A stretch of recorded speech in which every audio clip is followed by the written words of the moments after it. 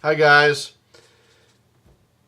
My review of the end of the Langer Mindfulness. I know you've all finished this book, but wanted you to be a week or two. I think we're 2 weeks now past it, and hopefully you've started the power of mindful learning, and are starting to look at some of the other things I've suggested that you look into, the Jerome Bruner, as well as the Howard Gardner, and you're starting to look toward, your final project.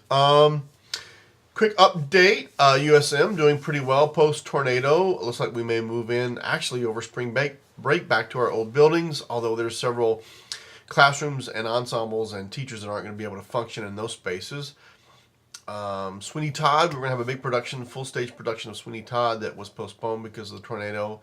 This week we're going to be doing a concert performance of that in costume at the Sanger. So that's kind of help, I guess, maybe in a healing way, cathartic way, to have that event still happen. But chugging along, spring break here is next week. Some of you maybe have had your spring break or what have you. I hope you're enjoying the Langer books. I hope it's making you think. I think the best graduate students' first descriptor is that they are curious, and they remain curious the rest of their lives.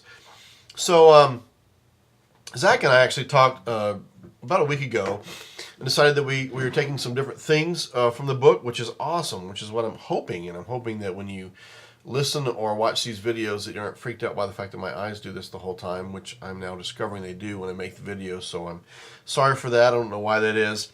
But that you're getting at least my insight, and maybe my insight's making you think about some things differently, or in addition to your own thoughts, so on and so forth. I really enjoyed, and I'm still contemplating, her talking about the use of objects, and that even though this is I'm checking the brand, it is Crayola. Crayola red. It's not permanent. It's a washable marker. But I like to trim it myself. Big notes in red that I put next to my bed at night. So if there's something I have to do in the morning that's super important, especially if it's something that's just come up, I'll write myself a note. And she talks about, unless I use this, unless I write it, it's simply an object, and then I'm not giving it any purpose. And she goes on to talk about context. And I think it's a bit of a stretch of an analogy, but I still get it. A candle is not a candle until you light it, and you're lighting it either to create light, or a lot of the scented candles that are out there now to create a nice smell. If it is vanilla, please don't light that candle if I'm coming over. They kind of gross me out. I don't know, for some reason. Anyhow, personal anecdote there. I don't know. They just remind me of mall bathrooms or something. Sorry about that. Anyhow, I do have a candle right next to me, however, that I really like. And it's called, I guess maybe it's the man thing, mahogany and tobacco is so it doesn't smell like cigarette smokes, but it smells like a cigar, a really nice smelling cigar before you light it. And it does, I don't know, smells kind of like leather. But until I light this candle, it has no purpose. And so it has to be in context. And that often we think of things, we believe things through our experiences, through our history, and we don't think about us functioning with those things. So out of context, somehow we have justified things that we do, actions that we have, and if we really think about the object, the thing that we're trying to manipulate, once we think about how we're trying to manipulate it and which way we want to manipulate it, and what the outcomes are of that manipulation,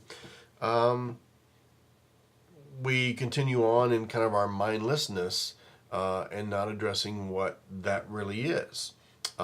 Here's an example, and I don't know why I've done the drum major thing a lot recently, but I have. So, anyhow, and if I'm going to offend anybody, I don't mean to. But so drum major. If I put a drum major in a uniform and I set them on the 50-yard line and they stand there, they are of no use. They are that object without context. They've been identified as what they are.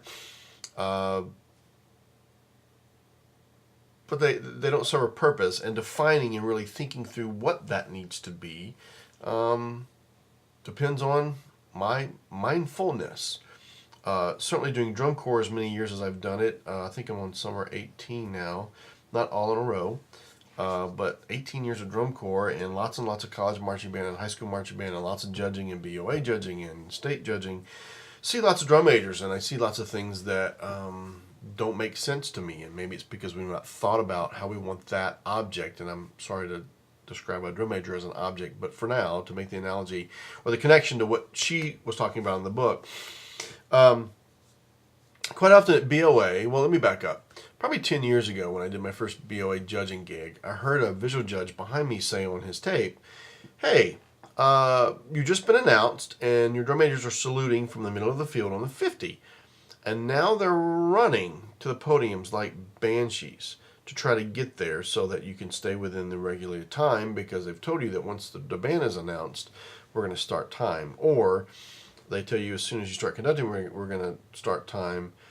But aren't the drum majors supposed to be the prime example, the visual epitome, the stalwart, the wall of strength? Here's what a drum major is, and they're regal. But yet, maybe you've dressed them in a dress or a skirt with boots, and now you're asking them to run like idiots to get to that podium as fast as possible after doing this very regal salute. It just makes no sense. If marching band is about creativity and about entertaining and everything being lined up, that doesn't make sense. So I thought about it. I thought, am I going to offend somebody if I tell them to stop doing that? And I hope I haven't, but I do say that on my tapes now, and I would say most judges that I judge with say that on their tapes. Hey, I know it's probably a school tradition that you're saluting from the field, but here's what it really does. It takes your drum major out of looking respectable and forces them to look unrespectable. 2, the announcer hopefully just built things up. Ladies and gentlemen, Central High School presenting their production of Aaron Copland's Appalachian Spring. Cricket. Cricket. Cricket. We're still waiting for the drum major to run to the podium. And let's say that you've decided that you're going to start with just what wins.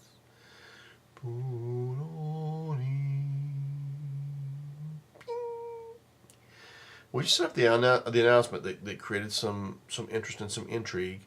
I just watched somebody run, and now we're going to start the show there. You've thrusted me through 3 completely different, weird, odd things. Another thought for you, that any of you that keep up with drum corps or some marching bands that have done this, they're now doing pre-shows or shows that kind of detract your attention away from all the field setup. Something's going on, and then that pre-show just kind of melds right into the show. And some people have done it very, very effectively. Some people have not done it effectively.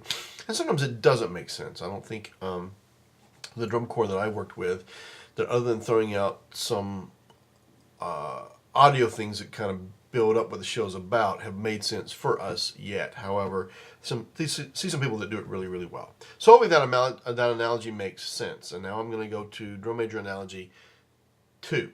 Please forgive me.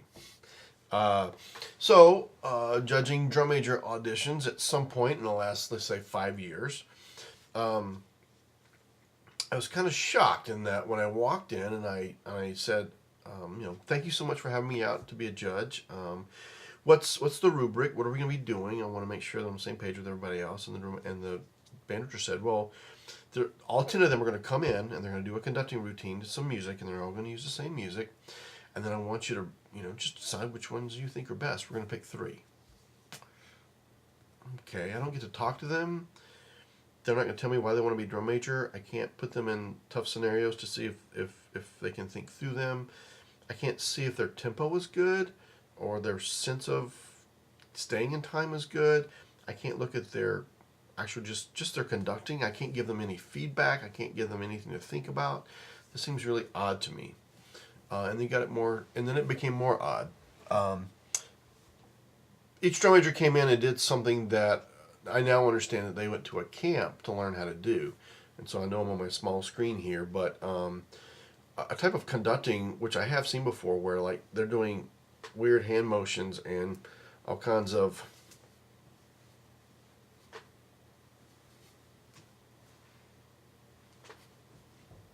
things. I just thought it was the strangest thing I ever saw. It kind of matched the music, and there was some great precision, and they were certainly dedicated to that art.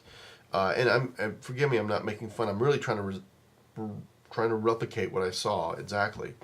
And so based on this performance, this 2.5 minute snippet, I was helping the band director decide the three people would best be drum major. So even in this, with the mindfulness, I didn't get the connection. The object had a function, and until I put that object into the function I want it to have or what I want it to do, whether it's the red marker or the candle, hold it up again, or the candle, or the drum major, let's think about this. What should a drum major be able to do? Lead. Great. I need way more information than that. Does your drum major keep time? Are they going to count the band off? Are they going to try to stay with the center snare so that time stays good, hoping the center snare's feet are in time? Are they going to do some of the marching basics? Do I need them to have great leadership skills? And do I need them to be respected by their peers if I'm going to put them in a teaching role? Will they look good on the podium? Can they conduct different speeds? Can I go to them on Monday and say, hey, we're going to take the opener from 160 up to 172. It's really, really important that we're able to do that successfully by Friday. Are they going to freak out? Can they do that? Can they pick out that difference? Have they been conducting the opener at 160 for 3 months, and now all at once within the span of 4 rehearsals, maybe 3 rehearsals, I want them to add this extra tempo. And are they now the reason why the band's not going to do well because they can't pick that tempo out? They're going to do 160, yet the snare drummers are going to start playing at 172 because they've got this new muscle memory. So I asked, so the band director said, well, what do you think of the auditions? Were the kids great? Well, yeah, the kids are great. They're great kids. I didn't know that till I talked to them afterwards when we had soda and pizza.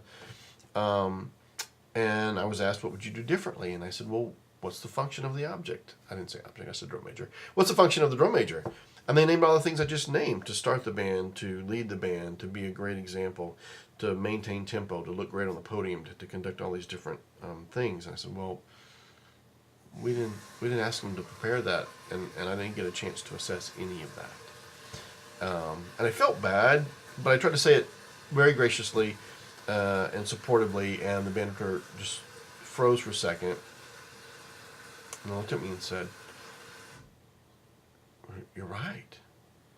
I said, I'm just curious, is that something that happens in this region of the country? And the answer was, oh yeah, everybody does this. And I said, well, for lack of a better way of saying it, why? And again, this person stopped and went, I don't know. So I think it's a great example of mindlessness. I think it's a great example of, or my own analogy of what Langer was talking about, in that for an object to have its greatest level of functionality, we have to really define what we want it to do.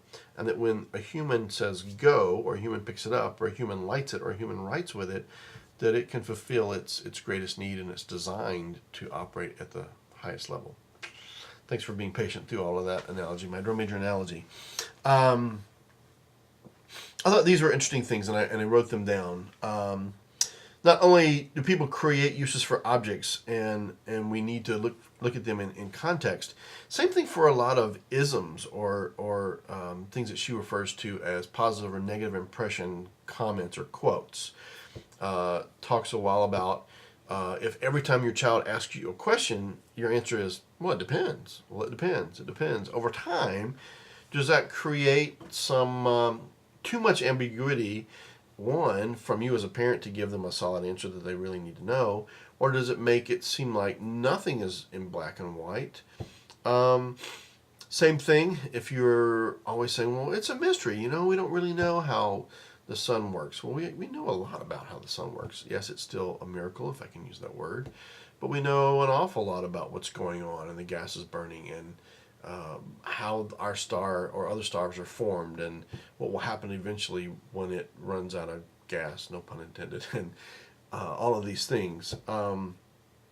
Someone the other day threw out the example of saying, well, it's God's will, not to be religious, forgive me, but that if that is said all the time, is that being misused? Is it being misunderstood? I mean, certainly we can look to examples in the media and things that happen in our country.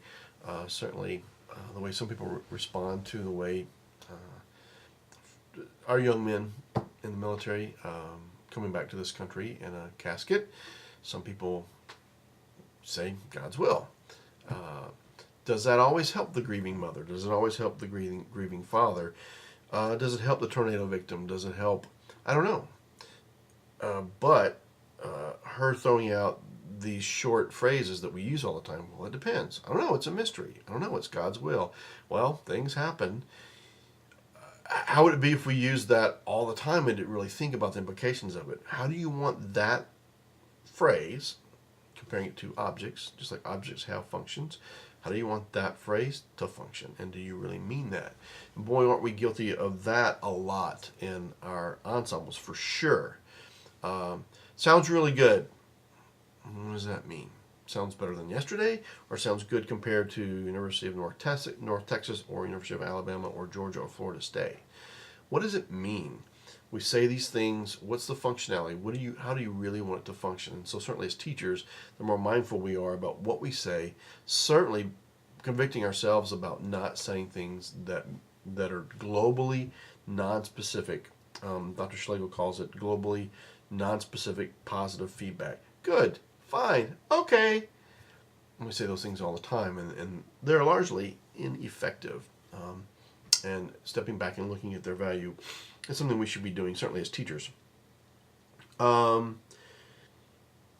thought this was very, very interesting. When she talked about picking up rules quite often and even following rules before there's any thought of questioning, one, because of age, or two, because it's just what we do. And I've talked about this before. If you can't hear the melody, back off. We've heard it so much. We've heard it from great directors so much. We've heard it in our band programs, choir programs, orchestra programs that were successful, that we enjoyed, and we just assume that it's true. We are mindless about a lot of things that we say. Well, I'm not sure that works in most cases. Backing off if I can't hear the melody, I can think of lots of situations where that would not be best. Research is telling us now that tuning to the tuba is nearly impossible and not a good thing. Well, we believe that balance might be good if the bass voice is the loudest, but not always. I love me some Stan Kenton, and show me a recording where the bass is the strongest voice. And I'll tell you that you've got your speakers, your balance on your stereo wrong. Queen of the Night. Bass is not the most important thing. So a lot of these isms, these things we say, that we need to really think about the functionality of what those words and those objects are to get the best out of them. I think that I really like that she talks a lot about trust. Trust that you can find the best truth in sayings. You can find the best truth in objects by constantly questioning why we do what we do, being very, very mindful. And that she talks a lot about being curious. And I said it earlier, I think our best graduate students, our best professors are curious. They're curious all the time. What we believe to be true now is maybe not true tomorrow. Right now I'm reducing my dissertation down from 217 pages to 12. I feel like it's impossible, but I'm going to keep trying. And as I'm reading my dissertation, I'm questioning everything. Why did I say that? Why did I come up with this? And not in a bad way. Like, I'm not ready for a straight jacket in a padded room or anything. But I just think it is what we do. As we've had candidates in this past week and a half for a new music ed job here at Southern Miss, I questioned everything they said because I want to have time later to sit down and ask them why. So I really have an insight to who they are as a person, who they are as a teacher, who they're going to be as a mentor for our undergrads, for our grads, to make the experiences that those students have the best they can be. All right, a couple things that I'm going to throw out that are all contextual, that have to do just with mindfulness, being mindlessness, maybe in our ensembles. I've already given you the drum major analogies. You have young singers, and you're going to have an honor choir, or you're going to have a city youth choir, and you really want to check people for ranges. And you've been around other conductors that have done this, and every time you've seen this happen, they sit at the piano and play a chord. They roll the chord. Ba-da-dee-da-dum, sing that please, yum, yum, ya-da-dee-da-dum, great, do this next one, yum, da-da-dee-da-dum, great, let's keep going, rum, da-da-dee-da-dum. Well, in the last 25 seconds, I've done 4 half steps, I think, Is that the best way to do that? It's the way it's always been done. Maybe I say, okay, can you start on your lowest note and just simply glissando up until you feel like you're at your highest note. Young kid. Yes, thank you. For all of you that just made fun of me or clapped or spit your your soda back into the glass. And maybe do that 4 times. And maybe the next time they start slightly lower. Maybe the next time they go slightly higher. And I kind of get a better sense of that. And I think, well, do I know if they're starting their lower one? Great. Ask them to start on their lower and go up to their highest and just do it 4 times. And that takes about 2 seconds or 3 seconds each time. And I tape that so I can go back and check it later with the keyboard. And then say, okay, now start on your highest note and come down. And maybe I get slightly lower notes by doing it that way. I make a comparison. I'm going to get to what I want to get to way more quickly. And I also think it's a little less intimidating. There's no exact pitches that they have to match if they can't do the arpeggiated thing very well. And it gets me to where I want to be. Going to contests for ratings and that becoming incredibly important. Boy, the older I get, the more anti-contest I become, just because I see of what it does to our kids.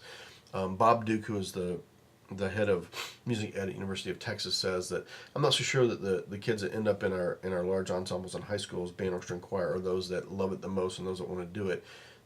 Quite often, those could be the kids that are simply the most patient. They've waded through all the fundamentals and do it again and do it again and do it again to finally get to high school and actually play some great music. And then maybe even at that moment, it's about perfection and not about a visceral, lived, day-to-day music enjoyment experience. Why don't we have guitar programs in our schools all over the country? They're way cheaper than lots of other instruments. We see them on TV all the time. Almost anybody can sing and accompany themselves on 3 chords, and we can teach you how to do that in about 3 days. Why are we not doing that? Why do we go to contest and play a march and 2 tunes if we're in band? Why do we go and play 1 Bach chorale or 1 Bach setting and then 2 other pieces with our orchestras? Why do we go with choir? I know in some states it's different. Some of them will have to sing something from Renaissance or Baroque and then sing 2 pieces of their choices, so on and so forth. Again, different every state. Why is that? Why not 4 tunes? Why not 5 tunes? Why not say, okay, every group's got 40 minutes, so you can sing as many tunes as you want. Now you have to do at least 2 pieces of this level and at least 1 piece at this level, but sing as much as you want. Why not? If you have a group that can do that and that's what's best for them and you can make that choice on your own, why not? Why did I watch somebody one time rehearse a marching band that wasn't playing well together and put one person on this 5 and one person on that 5 and tell the drum major to conduct, and until those 2 kids could play together, he wasn't going to go on. Why did that happen? Why do we have band directors still telling their front ensemble, their pit players and marching band, to watch the drum major and then yelling at them because they're not with the battery that's 90 feet behind them? Why do we keep doing those things? Why do we not address the male changing voice more? We wonder why we don't have more boys in choir in high school, yet their voices are going through changes and we're not helping them through those changes by and large. At the middle level or even the late elementary level, 5th, 6th grade is where most boys' voices start to change these days, and it's very different than it was 50, 60, 70 years ago. And then their voices crack, they don't sound good, you're making faces at them, other people making faces at them. Of course, that's going to cause more people to get out. Maybe they're getting out because it's not fun. Maybe it's getting out because it's not cool, because we're not doing the right kinds of musics. Should we only program art music with our ensembles? Is there something to be said for doing some pop music, some music that's accessible, instantly accessible, music they can relate to, music their parents can relate to? I don't know. But I do know all these things are very, very, very important. And I think Ellen Langer's book, Mindfulness, certainly makes me think about all those things, sometimes in different contexts, sometimes in contexts that I've always thought them in. Hope you enjoyed the book. Hopefully getting some of my insight and my take on some things she's saying has been positive for you. I hope you're enjoying the second book, and I'll be back with you at some point soon with my own take with the first couple of chapters, and we will go from there. Take care, guys. Bye.